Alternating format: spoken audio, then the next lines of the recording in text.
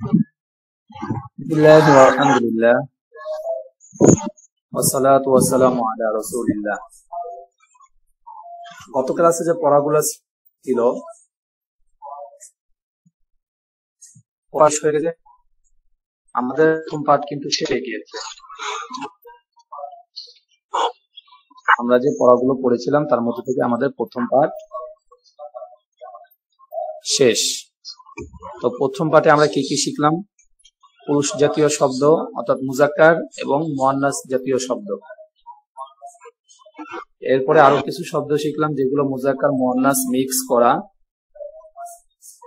এরপরে আরো শিখলাম কাছে এবং দূরে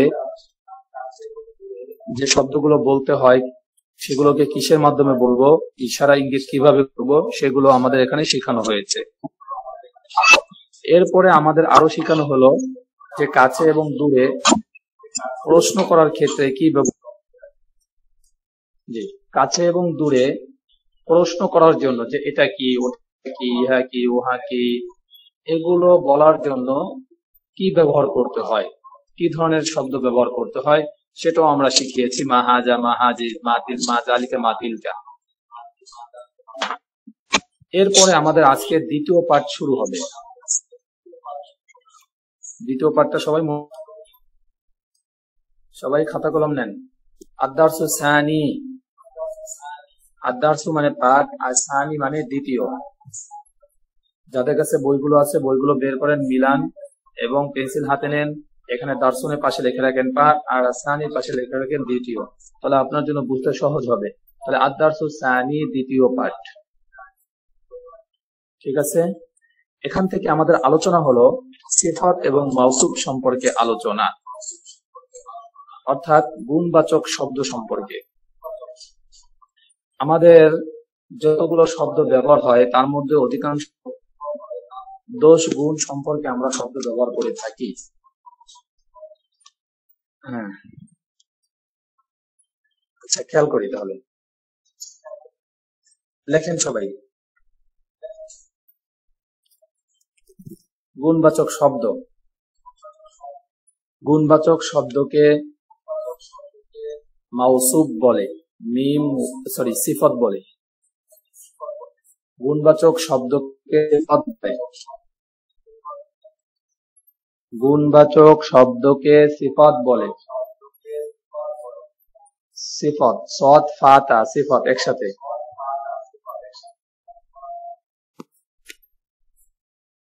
গুণবাচক শব্দ সিফত বলে। গুণ দোষ বাচক একটা বললেই হয়। গুণ দোষ গোলটা না ওই যে লম্বাটা? দোষ গুণ বাচক শব্দকে সিফত বলে, দেখছেন? আর যার দোষ গুণ বোঝানো হয়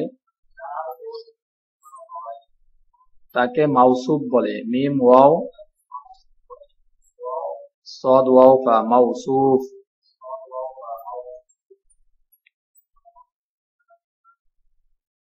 আর যার দোষ গুণ বোঝানো হয়, যার দোষ গুণ বোঝানো হয় তাকে মাউসুফ বলে। লিখছেন?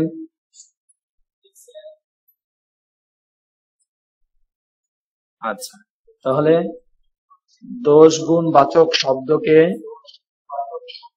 সিফত বলে, আর যার দোষ গুণ বোঝানো হয় তাকে মাউসুফ বলে। ক্লিয়ার? সামনে আগে কেউ যদি না বুঝে থাকে মেসেজ করেন, সমস্যা নেই, বলে দিব। আবারও খেয়াল করেন, দোষ গুণ বাচক শব্দকে মাউসুফ বলে, সিফত বলে। সিফত দোষ গুণ বাচক শব্দকে বলে, আর যার দোষ গুণ বর্ণনা করা হয় তাকে মাউসুফ বলে। যাই হোক, তাহলে এখানে দোষ গুণ আমরা তো জানি, নতুন পুরাতন, ভালো মন্দ, ছোট বড়, ভালো খারাপ, এগুলো সব কি গুণবাচক শব্দ। তাহলে এখানে যে শব্দগুলো দেখতেছেন এগুলো সব গুণবাচক শব্দ। এগুলোকে এক কথায় বলা হয় সিফত। ভালো করে খেয়াল করবেন, শব্দগুলো ধরে নেবেন। ঈদুন জাদিদাতুন নতুন। তাহলে আমরা পড়েছিলাম পুরুষবাচক শব্দ এবং মেয়েবাচক শব্দ যেগুলো আছে, মুজাক্কার এবং মুয়ান্নাস। তাহলে আপনি যেই শব্দের বা যেই ব্যক্তি বা যেই বস্তুর আপনি গুণ বুঝাইতে চাচ্ছেন, সেই ব্যক্তি যদি মুজাক্কার হয় অর্থাৎ পুরুষ জাতীয় হয়, তার জন্য যে গুণবাচক শব্দ নিবেন সেটাও মুজাক্কার হতে হবে। আর যার দোষ গুণ বুঝাবেন সে যদি মুয়ান্নাস হয়, তাহলে তার জন্য যে গুণবাচক শব্দ নিবেন সেটাও মুয়ান্নাস হতে হবে। ক্লিয়ার? মিউটে থাকেন, মিউট করে রাখছি কি আওয়াজ হচ্ছে? আচ্ছা, তাহলে এটাও লিখতে পারেন, একটা নিয়ম লিখে রাখেন এটা স্টার চিহ্ন দিয়ে, যে মৌসুফ যদি মুজাক্কার হয় সিফাতও মুজাক্কার হবে, মাউসুফ যদি মুয়ান্নাস হয় সিফাতও মুয়ান্নাস হবে। লিখে ফেলেন, মাউসুফ যদি মুজাক্কার হয় অর্থাৎ যার দোষ গুণ বর্ণনা করতেছেন, মনে করেন আপনি একটা কিতাবের কথা বলতেছেন যে কিতাবটা ভালো, কিতাব শব্দটা দেখতে হবে মুজাক্কার না মুয়ান্নাস। তাহলে মুজাক্কার যদি হয়, যেহেতু মুজাক্কার, তাহলে তার জন্য গুণবাচক শব্দ যেটা নেবেন ওটাও মুজাক্কার নিতে হবে। বুঝে আসছে? যেমন আমি বললাম ফাতেমা একটি ভালো মেয়ে, তাহলে ফাতেমা সে মেয়ে, তার জন্য গুণ দুটাও মেয়েলি শব্দ নিতে হবে। তাহলে মাউসুফ যদি মুজাক্কার হয় সিফাতও মুজাক্কার হবে, মাউসুফ যদি মুয়ান্নাস হয় সিফাতও মুয়ান্নাস হবে। বুঝছেন? মাউসুফ যদি মুজাক্কার হয় সিফাতও মুজাক্কার, মাউসুফ যদি মুয়ান্নাস হয় সিফাতও মুয়ান্নাস। এতটুকু ক্লিয়ার? আচ্ছা, এখন এখানে যে শব্দগুলো দেখবেন, এখানে কিন্তু মুজাক্কার শব্দ মুয়ান্নাস শব্দ একই শব্দ, মুজাক্কার মুয়ান্নাস দুটো উল্লেখ করা হয়েছে। ভালো করে খেয়াল করি, জাদিদুন অর্থ নতুন, জাদিদাতুন অর্থ নতুন, একটা মুজাক্কার একটা মুয়ান্নাস। যেটা শেষে গোলতা নাই এটা মুজাক্কার, আর যেটা শেষে গোলতা আছে এটা মুয়ান্নাস। তাহলে জাদিদুন জাদিদাতুন নতুন, কাদিমুন কাদিমাতুন পুরানো, জামিলুন জামিলাতুন সুন্দর, কাবীরুন কাবীরাতুন বড়, সাগীরুন সাগীরাতুন ছোট, জাইয়িদুন জাইয়িদাতুন ভালো। আমি শব্দগুলো আবারও বলতে, জাইদুন জাদিদাতুন নতুন, কাদিমুন কাদিমাতুন পুরানো, জামিলুন জামিলাতুন সুন্দর। এজন্য অনেক মেয়েদের নাম জামিলা মানে সুন্দরী। কাবীরুন কাবীরাতুন বড়, সাগীরুন সাগীরাতুন ছোট, জাইয়িদুন জাইয়িদাতুন ভালো। আসেন এবার বানান করে বলি, জিম দাল ইয়া দাল জাদিদুন, জিম দাল ইয়া দান জাদিদুন, জিম দাল ইয়া দালতা জাদিদাতুন নতুন, জাদিদুন জাদিদাতুন নতুন, কব দাল ইয়া মিম কাদিমুন, কব দাল ইয়া মিম তা কাদিমাতুন পুরানো, কাদিমুন কাদিমাতুন পুরানো, জিম মিম ইয়া লাম জামিলুন, জিম মিম ইয়া লাম তা জামিলাতুন সুন্দর, কাব্বা ইয়া রা কাবীরুন, কাব্বা ইয়া রা তাবিতুন বড়, সাদ গাইন ইয়া রা সাগীরুন, সাদ গাইন ইয়া রা তা সাগীরাতুন ছোট, জিম ইয়া দাল জাইয়িদুন, জিম ইয়া দাল তা জাইয়িদাতুন ভালো। এখন একটা জিনিস খেয়াল করেন, যদি তাসদিদের নিচে জবর থাকে তাহলে সেটা জবর না জের। আপনার নিয়ম স্বাভাবিক জানেন যে জেরটা হরফের নিচে থাকে আর জবরটা উপরে থাকে, কিন্তু এখানে দেখেন এই যে উপরে আছে, ইয়ার উপরে, কিন্তু তার উপরে একটা তাসদিদ আছে। যদি তাসদিদের নিচে এই জবরটা থাকে তাহলে সেটা জবর না জের, আর যদি তাসদিদের উপরে থাকে তাহলে সেটা জবর। বুঝে আসছে? আচ্ছা, তাহলে এইগুলো গেল গুণবাচক শব্দ, আরো আসবে। তো এই কটা মাত্র দিল, এই কটা দিয়ে এখন আমরা বানান মানে বাক্য দেখবো। দেখেন, কিতাবুন জাদিদুন, একটি নতুন বই। এখানে খেয়াল করেন, কিতাবুন শব্দটা মুজাক্কার, শেষে গোলতা নেই, কিন্তু দেখেন জাদিদাতুন এর শেষও কি নেই, গোলতা। জাদিদুনের শেষেও গোলতা নেই। তাহলে কিতাবুন জাদিদুন, একটি নতুন বই। তারপরে কুররাসাতুন জাদিদাতুন, একটি নতুন খাতা। কুররাসাতুনের শেষে গোলতা আছে, জাদিদাতুনের শেষে গোলতা আছে। তাহলে মৌসুফ যদি মুজাক্কার হয় সিফাত মুজাক্কার, মৌসুফ যদি মুয়ান্নাস হয় সিফাত মুয়ান্নাস। তাহলে কুররাসাতুন জাদিদাতুন, একটি নতুন খাতা। এই পর্যন্ত গেল শব্দগুলো। আচ্ছা, এখন উনি এখানে দেখাচ্ছে বাক্যগুলো যে মুজাক্কার গুলো এক পাশে আনছে আর মুয়ান্নাস গুলো এক সাইডে নিয়ে গেছে। যেমন দেখেন, আলামুন জামিলুন, এই মুজাক্কারের উদাহরণ। আলামুন জামিলুন, একটি সুন্দর পতাকা। কুফলুন জাইয়িদুন, একটি ভালো তালা। মসজিদুন কাবীরুন, একটি বড় মসজিদ। বাইতুন সগীরুন, একটি ছোট ঘর। মিসবাহুন কদীমুন, একটি পুরাতন বাতি। নিচে শব্দগুলো একটু পড়াই দেই, নাহলে আপনারা বুঝবেন না। আলামুন, আইন লাম মিম, আলামুন, একটি পতাকা। আইন লাম মিম, আলামুন, একটি পতাকা। মিম রা ওয়াও হাতা, মিরহাতুন, একটি পাখা।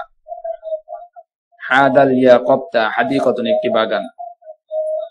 হাদাল ইয়াকাবতা হাদিকাতুন, একটি বাগান। এবার দেখেন, আলামুন জামিলুন, একটি সুন্দর পতাকা। কুফলুন জাইয়িদুন, একটি ভালো তালা। মসজিদুন কাবীরুন, একটি বড় মসজিদ। বাইতুন সগীরুন, একটি ছোট ঘর। মিসবাহুন কদীমুন, একটি পুরাতন বাতি। এগুলো ছিল মৌসুফ মুজাক্কার সিফাত মুজাক্কারের উদাহরণ। এরপর আসেন মুয়ান্নাস। হাদিকাতুন জামিলাতুন, একটি সুন্দর বাগান। হাদিকাতুন মানে বাগানে যে নিচে আছে।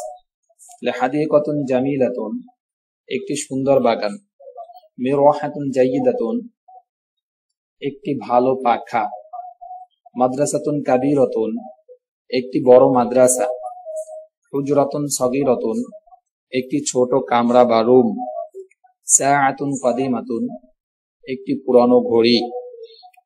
এইগুলো আমাদের সিফাত মৌসুফের শব্দের পরিচয়। এরপরে এখন যে কাজগুলো দেখবেন, এটা হলো আপনাদের কাজ।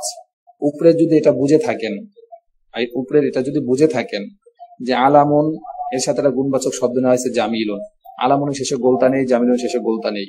আবার হাদিকাতুন এর গুণবাচক শব্দ নেওয়া হয়েছে জামিলাতুন, হাদিকাতুনের শেষে গোলতা আছে, জামিলাতুনের শেষে গোলতা আছে। তো এই জিনিসটা যদি আপনি বুঝে থাকেন, তাহলে এই শূন্য স্থানটা আপনার জন্য সহজ। তো এটা বোঝার আগে আমি একটু জিনিস বলি। এই খয়ের পরে হামজা আছে, মানে আলিফ বা জিম, একটু মাথা দিয়েছে। এগুলো কেন দিয়েছে?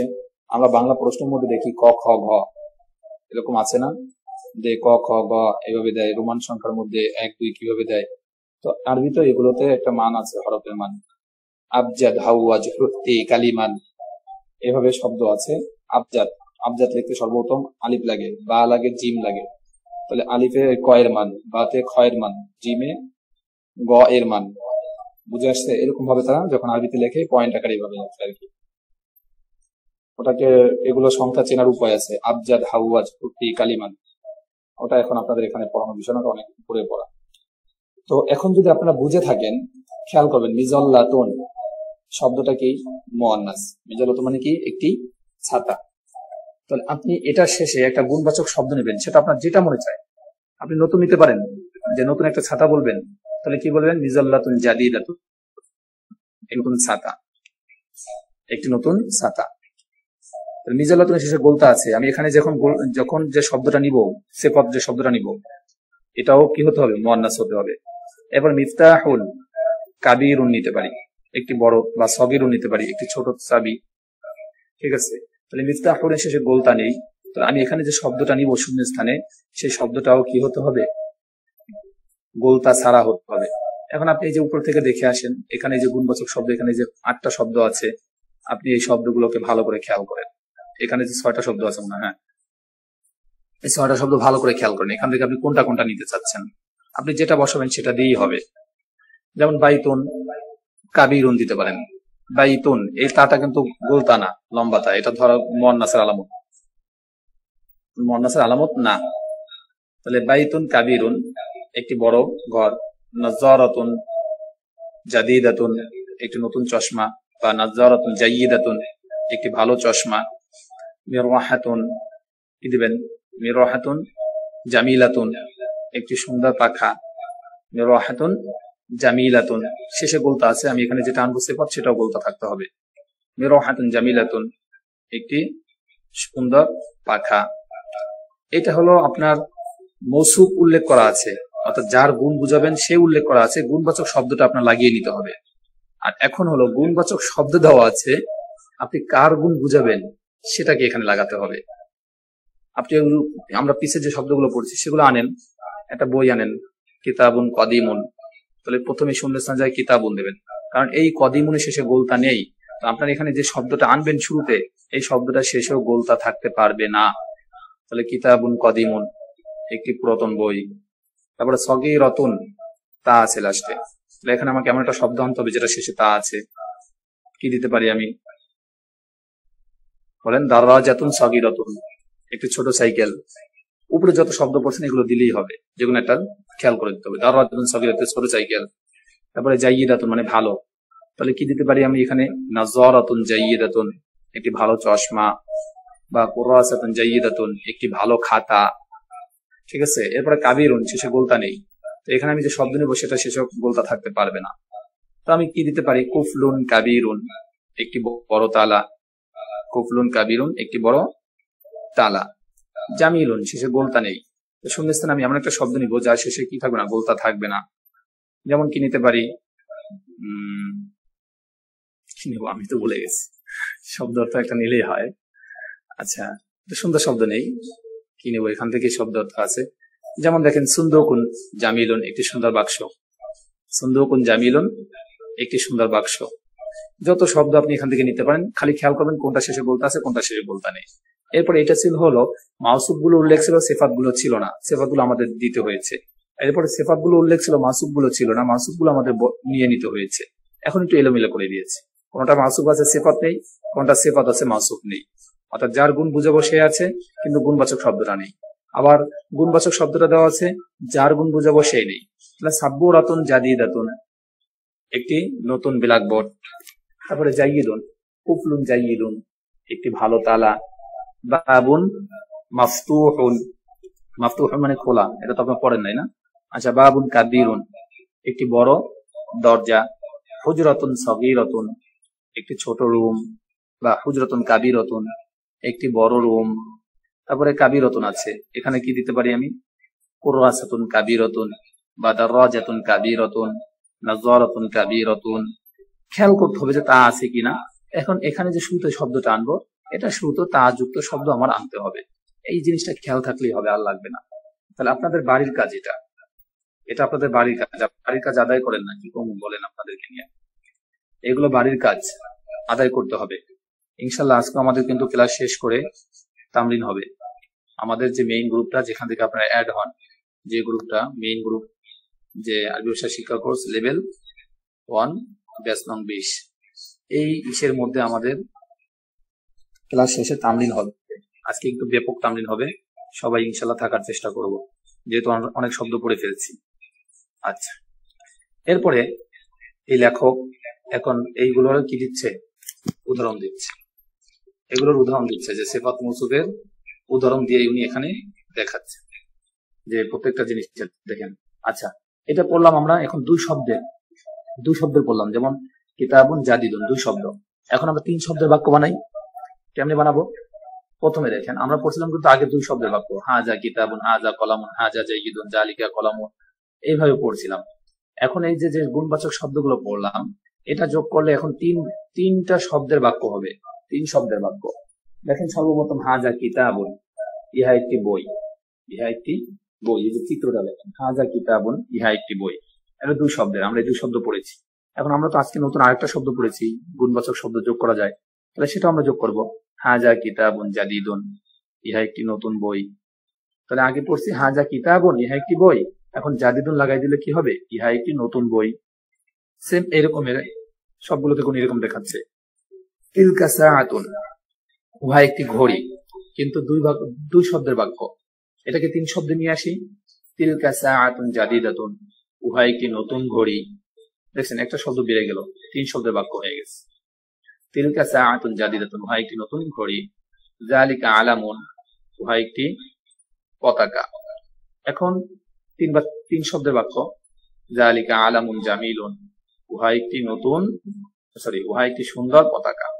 যালিকা আলামুন সগীর জামিলুন, উহা একটি সুন্দর পতাকা। এরপরে হাজিহি মিরহাতুন, ইহা একটি পাখা। এখন তিন শব্দের বাক্য। হাজিহি মিরহাতুন জাইয়িদাতুন, ইহা একটি নতুন পাখা। এখন আর তিন শব্দ, সবগুলো তিন শব্দ, দুই শব্দ নাই। তিলকা হাকিবাতুন সগীরাতুন, উহা একটি ছোট ব্যাগ। উহা একটি ছোট ব্যাগ। তিলকা হাকিবাতুন জামিলাতুন, উহা একটি সুন্দর ব্যাগ। উহা একটি সুন্দর ব্যাগ। ঠিক আছে, তাহলে এই পর্যন্ত গেল তিন শব্দের, দুই শব্দের বাক্য এবং তিন শব্দের বাক্য দুটোই এখানে গেল। আচ্ছা, তাহলে এই তিন শব্দের বাক্য এখানে আমাদের চলে গেল। এরপরে আরো আসতেছে, খেয়াল করেন। হাজা বাইতুন সগীরুন, ইহা একটি ছোট ঘর। যালিকা মসজিদুন কাবীরুন, উহা একটি বড় মসজিদ। হাজিহি মিযাল্লাতুন কদিমাত,